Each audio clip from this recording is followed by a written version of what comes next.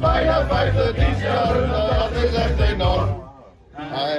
Hein, bedankt voor al die jaren. Na haast 50 jaar zit het werkzame leven er voor Hein Braaksma op. Hier wie je haast een hele eeuw in dienst bij het familiebedrijf Veenma. En om dat bijzondere moment net samen voorbij gaan te litten, maken collega's en oud-collega's een speciaal afscheidslied voor hem. Maar daar bleurt net bij, want de dij die begon met een hele grote verrassing voor Hein. Nou, ik ga in de vierde hal alle jaar luchthoorns en kabaal. En toen stond ze mijn hele karavaan bij ons verhuis. Mijn trekker op een wijn. En toen moest ik op een trekker. En we hebben een hele blok omwest. Tot we hier uitkwamen. Het was geweldig dat ze dat voor me doen.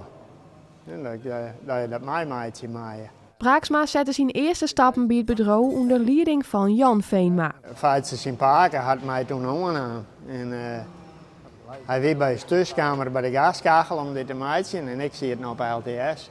En hij zei, was toen net bij ons werken? Maar ik zei, ja, maar ik maak mijn school al even dingen maken. Dus hij zei, als je een diploma hebt, dan komt het model.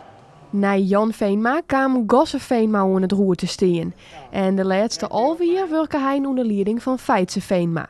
En dat iemand zijn hele werkzame leven bij hetzelfde bedrijf loopt en daarbij 3 generaties van een familiebedrijf meemaakt, dat komt sint-wurdig maar zelden meer voor. Ik heb eigenlijk meemaken dat mijn huidige werkjouwer, dat hij toen geboren werd. En die weet er nog net toen ik kwam.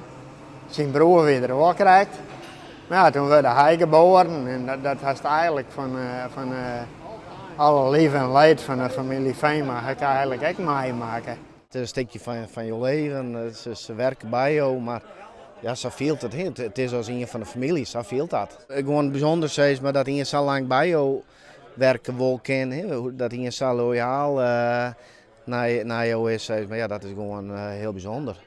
Bij de klanten kon het goed hoe wij gingen, dus ja, wij missen, maar de klanten missen en de collega's zullen hem ook missen.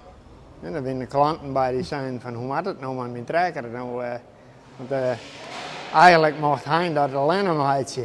Zo. Nou, ik zei het knipt, dan kijken we het winter nog wel eens wat doen.